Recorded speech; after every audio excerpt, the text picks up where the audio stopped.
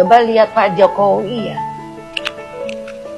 Saya suka nangis loh. Para pembenci Pak Jokowi benar-benar menghindari fakta yang satu ini. Ya, seperti yang kita ketahui bahwa pembenci Pak Jokowi pada saat ini tengah sibuk nimbrung dalam gebrakan ataupun gerakan tudingan ijazah palsu yang digaungkan oleh pasukan Roy Panci CS. Tapi mereka menyembunyikan satu fakta telak ini terkait Pak Jokowi yang mewujudkan langsung mimpi Bung Karno. Iya, rekan-rekan, Anda tidak salah dengar karena tentu saja berdasarkan fakta dan data, Pak Jokowi lah yang mewujudkan mimpi Presiden pertama Republik Indonesia tersebut, terutama dalam pembangunan IKN.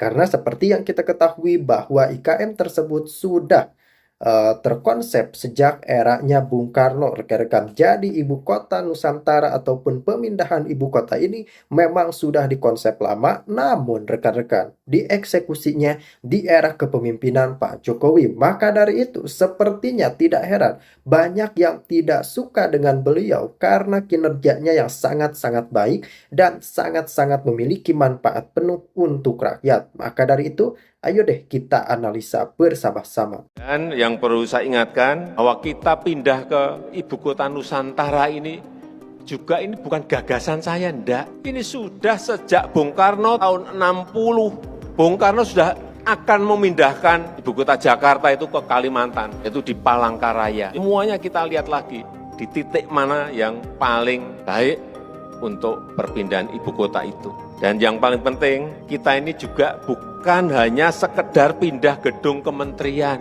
Bukan itu. Bukan fisiknya yang ingin kita pindah. Kita ingin memindahkan budaya kerja baru. Ingin memindahkan pola pikir yang baru di ibu kota ini. Karena sistemnya sejak awal kita bangun, SDM-nya sejak awal kita siapkan. Sehingga kita harapkan nanti ibu kota baru ini betul-betul sebuah ibu kota yang negara lain tidak memiliki. Tidak Jawa sentris, tapi Indonesia sentris. Semua mengaku, kami setia pada cita-cita pendiri bangsa. Tapi anehnya mimpi besarnya cuma berhenti di mulut. Begitu masuk tahap eksekusi, semua tiba-tiba masuk mode aman. Mode cari selamat, mode jangan ribut. Lalu datang Jokowi, bukan dari rahim elite, bukan dari dinasti, bukan dari keluarga jenderal, bukan pula dari lingkaran yang biasa memerintah. Dan justru orang ini yang nekat menyentuh mimpi Bung Karno yang paling berani dan paling ditakuti, memindahkan pusat peradaban bangsa. Lucu kan? Yang cuman ngoceh soal Bung Karno dipuja, yang benar-benar mengeksekusi malah dihina. Ini bukan ironi biasa, ini pengkhianatan terhadap sejarah. Bung Karno sejak awal sudah bilang, Indonesia tidak boleh Jawa sentris. Negara ini terlalu besar kalau cuma ditumpuk di satu pulau. Tapi apa yang terjadi setelah beliau wafat? Jakarta makin gemuk, makin sesak, makin jadi pusat segalanya. Politik, ekonomi, media, kuasa, semua numpuk di satu titik. Presiden-presiden setelah Bung Karno tahu itu masalah. Mereka paham, mereka sering menyebutnya. Tapi satu hal yang tidak mereka miliki, nyali. Karena memindahkan ibu kota bukan proyek manis, bukan kebijakan populis, bukan langkah yang bikin rating naik. Itu langkah yang bikin dibenci. Dan Jokowi tahu itu sejak hari pertama. Dia bukan orang bodoh yang baru belajar politik kemarin sore. Dia tahu betul, begitu isu ibu kota dipindah, serangan bakal datang dari segala arah. Ekonom dadakan muncul, aktivis instan bermunculan. Pakar tata kota musiman lahir tiap minggu. Semua merasa paling tahu, paling peduli, paling nasionalis. Padahal selama puluhan tahun, saat Jakarta makin tenggelam, macet makin brutal, banjir makin jadi rutinitas, mereka kemana? Nah, di titik inilah kutipan yang dibalas Jokowi, orbit pemikirannya, jadi relevan. Sejarah tidak pernah ditulis oleh mereka yang nyaman, tetapi oleh mereka yang berani menanggung hujatan. Kalimat ini sederhana tapi nyentil keras. Karena yang paling ribut hari ini justru mereka yang nyaman. Nyaman di Jakarta. Nyaman dengan status quo. Nyaman dengan pusat kekuasaan yang itu-itu saja. Begitu ada yang mengganggu kenyamanan itu, langsung panik, langsung teriak. Ini gila. Ini proyek ambisi. Ini pemborosan. Pertanyaannya sederhana. Kalau bukan sekarang, kapan? Kalau bukan Jokowi, siapa? Puluhan tahun, mimpi Bung Karno cuma jadi jargon, jadi kalimat pembuka pidato, jadi kutipan di dinding. Tapi begitu ada satu orang yang berani berkata, oke, kita jalankan, tiba-tiba semua jadi penjaga moral. Semua jadi akuntan negara, semua jadi nasionalis garis keras, lucu, tapi juga menyedihkan. Jokowi tidak memindahkan ibu kota demi popularitas. Ini penting ditegaskan berulang-ulang, karena logika pembencinya sering pendek. Kalau Jokowi mau populer, dia justru tidak akan menyentuh IKN sama sekali. Dia cukup bagi-bagi bansos, bangun infrastruktur ringan, main aman sampai akhir jabatan. Itu jauh lebih aman. Tepuk tangan lebih banyak, caci maki lebih sedikit. Tapi Jokowi memilih melihat lebih jauh dari siklus 5 tahunan. Ini yang bikin banyak politisi alergi. Karena mayoritas politikus berpikir begini, yang penting periode ini aman, yang penting kursi selamat, yang penting elektabilitas naik. Jokowi justru mikir, 50 tahun ke depan Indonesia mau jadi apa? Dan dari sinilah konflik dimulai. Ketika semua memilih aman, Jokowi memilih mempertaruhkan reputasi. Ini bukan metafora, ini fakta. Dia tahu risikonya besar. Bukan sekadar dikritik kebijakan, itu biasa. Tapi dihina secara personal. Difitnah tanpa henti, dicaci pakai isu murahan, dicurigai seolah-olah setiap langkahnya pasti ada motif jahat. Coba ingat kembali narasi-narasi yang dilempar ke publik. IKN dibilang project elite, IKN dibilang cuma buat investor asing, IKN dibilang akan menyengsarakan rakyat, IKN dibilang pemborosan di tengah krisis. Padahal satu persatu bisa dibedah dengan logika sederhana. Tapi masalahnya, ini bukan soal logika. Ini soal ketakutan kehilangan pusat kuasa. Jakarta sudah terlalu berat memikul Indonesia. Ini bukan opini, ini realitas. Beban ekonomi, beban administrasi, beban lingkungan, beban sosial. Tapi karena sudah kebiasaan, orang menganggap itu normal. Sama seperti orang tinggal di rumah yang retak-retak, bocor dan sesak, tapi menolak pindah karena sudah dari dulu begini. Jokowi datang dan bilang, ini tidak sehat. Dan seperti biasa, orang yang menunjukkan penyakit justru dianggap pembuat masalah. Maka Kalimantan diberi harapan. Bukan sekadar proyek beton dan gedung, tapi simbol bahwa Indonesia sedang belajar dewasa. Belajar berbagi. Belajar keluar dari kebiasaan lama. Belajar bahwa negara ini tidak cuma tentang satu pulau. Dan disinilah kalimat itu menampar keras. Pemimpin kecil menjaga kursinya. Pemimpin besar menyiapkan peradaban. Pemimpin kecil takut kehilangan dukungan. Pemimpin besar siap kehilangan popularitas. Pemimpin kecil sibuk menenangkan hari ini.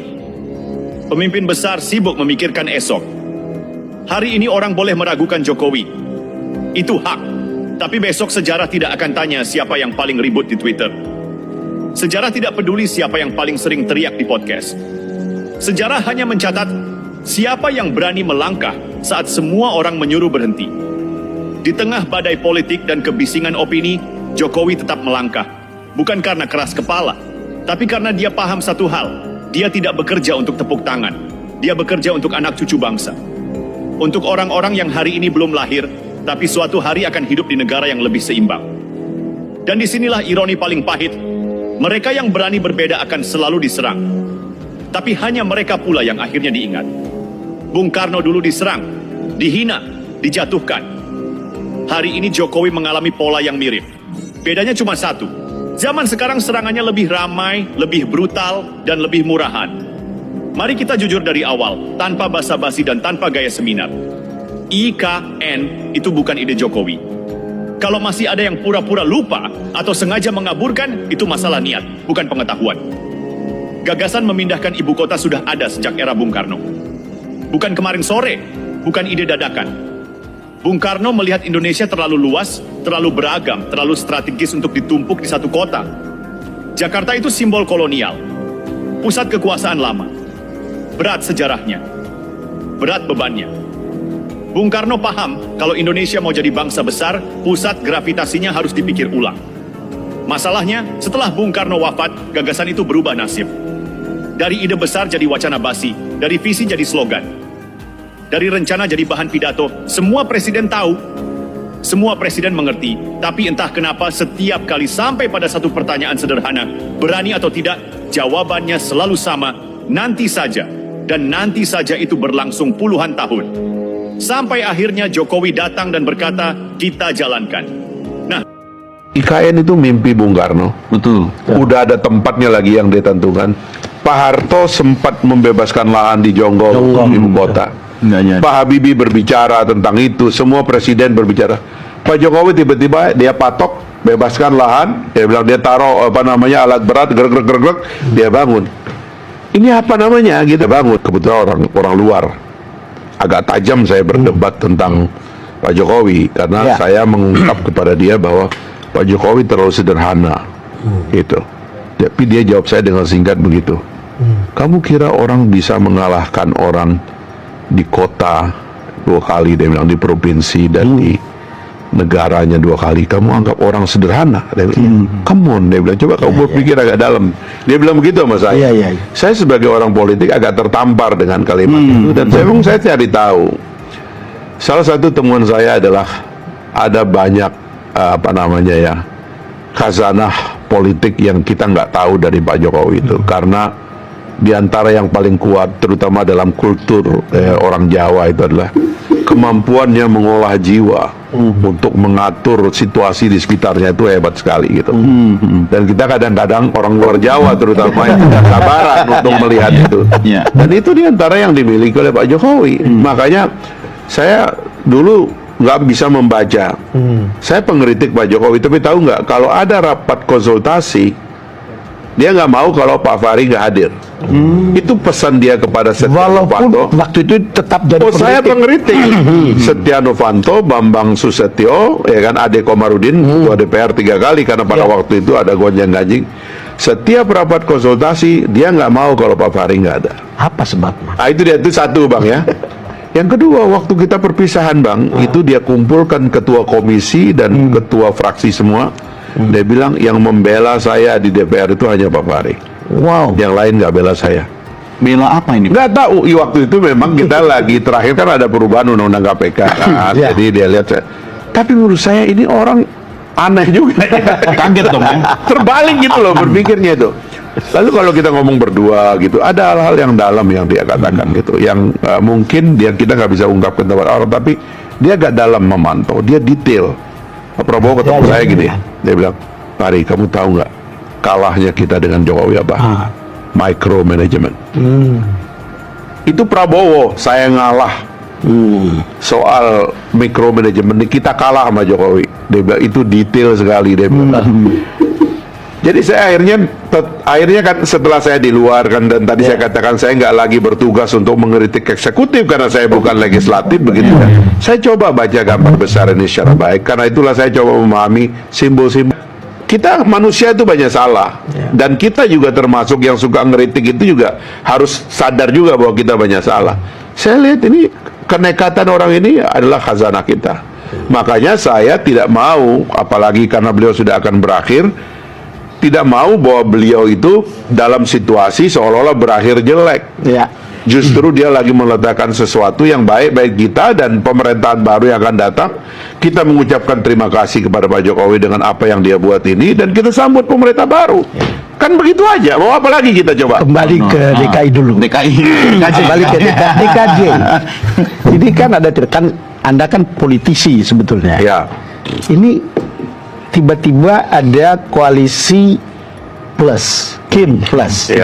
Lalu Golkar menyatu dengan Gerindra plus Kim plus tadi itu, RK ke sini, dan sekarang publik berbicara tentang ini jegal Anies. Anies kan selama ini dikenal sebagai orang yang santun dan baik. Mas Fahri. Soal santun dan baik itu soal lain. Yang terjadi pada Pak Jokowi kemarin tuh banyak Pak Jokowi yang tidak bisa kita salahkan.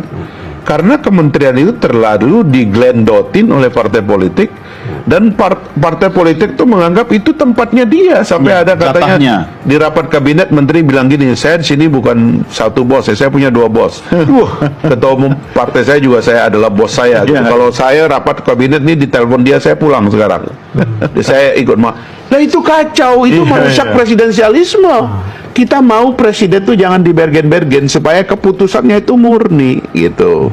Nah saya kira itulah konteksnya Pak. Jadi partai politik karena ini sistemnya kacau, kan ada koalisi tiket, nggak ada di dunia ini koalisi tiket gitu ya. Tapi di kita ada, silakan. Tapi itu koalisi tiket, bukan koalisi yang dipilih oleh rakyat, pembentukan kekuasaan. Tetapi kan selalu harus ada reason bagi partai lain untuk bergabung di Kimplas ini kan. Ya, Reasonnya ya. apa? Ya, apa namanya? Mudah-mudahan Saya ikuti jalan berpikirnya Bung mudah-mudahan presiden bermurah hati. Ya, boleh. bukan murah hatinya harus dapat tiket dong. Iya, itu bermurah hati. Iya kan? Iya. Tapi jangan paksa. Oh, jangan paksa, Pak. Jadi itu juga yang Jangan nyambok juga. itu juga yang menurut saya perlu diatur ke depan, bahwa negara itu tidak dikelola oleh partai politik. Negara dikelola oleh elected official, oleh pejabat yang dipilih rakyat. Sebab karena yang dipilih rakyat itu presiden, anggota dewan, ya biar mereka yang ngatur negara. Iya. Makanya di Amerika, di negara-negara demokrasi yang matang tuh, kalau bicara koalisi bukan pertemuan antara ketua umum partai, Iya. tapi pertemuan antara mereka yang terpilih. Karena suara rakyat inilah yang digabungkan untuk menjadi bagian dari koalisi. Iya. Di kita ini ada ketua umum partai, ketua dewan apalah segala macam gitu. Dia nggak pernah dipilih rakyat, tapi dia terlalu kuat. Dan kadang-kadang yang dipilih oleh rakyat datang ke dia nyembah-nyembah. Sowan ya. Itu nggak boleh, Pak. Demokrasi diterpedo. Pak, ini baru Ya. Gitu. Siapa sih yang dimaksud? Ya banyak lah.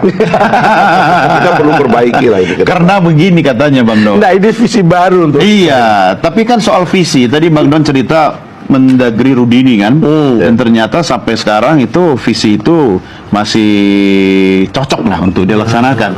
Cuma perkara itu kan sekarang nggak bisa ini, karena kan kita tetap harus mengikuti pola yang Ya, kita ikut pola yang ini sekarang. Ini sekarang. Usulan saya kemarin itu, saya terus terang aja, saya kan me-WA ada salah satu stafnya presiden lah. Bang, saya bilang ini analisis saya. Dia bilang luar biasa. Dia bilang saya lapor ya. Dia bilang katanya dia lapor. Presiden tertarik. Cuman ini waktunya ada nggak gitu. Saya bahkan ngirim kayak naskah akademik. Ini kajian saya bilang gitu. Dia bilang bagus, ini bisa nggak kita solusi? Ada waktu nggak? Dia bilang gitu. Ya kalau sekarang nggak bisa, kan kemarin saya mintanya Tunggu presiden baru perpu ya. Nah, jadi rekan-rekan telah kita saksikan bagaimana pemaparan yang ada, dan memang kita semua sepakat bahwa perihal IKN, Pak Jokowi benar-benar menciptakan sejarah baru, menciptakan arah baru terkait pembangunan Indonesia yang tentu saja kalau sebagian orang mengatakan Pak Jokowi ini tidak cuma Jawa sentris tapi Indonesia sentris. Artinya pemerataan pembangunan memang digencarkan di seluruh negeri, di seluruh Indonesia. Artinya tidak terpusat pada satu pulau saja, namun kita berbicara menyeluruh Indonesia.